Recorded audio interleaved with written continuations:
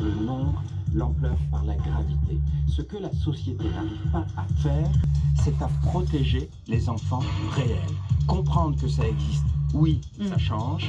Protéger les enfants qui crient au secours, nous restons les bras ballants. Alors, on va y venir sur la préconisation, mais vous parlez de l'ampleur du phénomène, de ce nombre. Effectivement, au moment de la sortie du livre de Camille Kouchner, on avait ce chiffre qui frappe les esprits. Un Français sur 10 a subi des violences sexuelles durant son enfance, le plus souvent dans la sphère familiale. 1 sur 10, ça veut dire 3 enfants par classe de 30. 3 enfants par classe de 30 potentiellement ont subi des violences sexuelles, c'est vertigineux. Et pourtant, monsieur le juge, 70% des plaintes déposées pour violences faites aux enfants sont classées sans suite. Comment vous expliquez cela? C'est une faillite de notre système judiciaire? Cela veut dire que la société tout entière, et donc les professionnels qui la représentent devant les enfants réels, ne prend pas suffisamment au sérieux la parole des enfants qui révèlent des violences. On envoie un message paradoxal.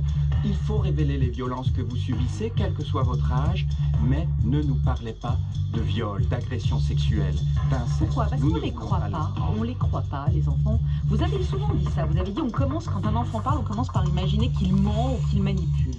Oui, on développe ce que j'appelle des discours anti-victimaires, la théorie de l'enfant menteur, la théorie de l'enfant corrupteur.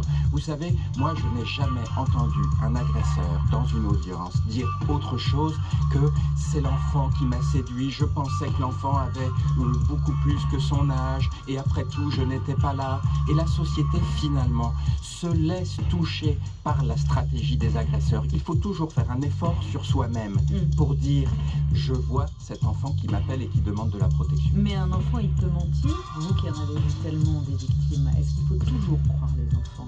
Il faut toujours croire l'enfant qui révèle des violences. Et pour plusieurs raisons très objectives. Et c'est pourquoi je l'affirme toujours. La première, c'est qu'un enfant qui révèle des violences et qui voit dans le regard de l'adulte qui l'écoute, qui n'est pas cru, risque un effondrement psychique.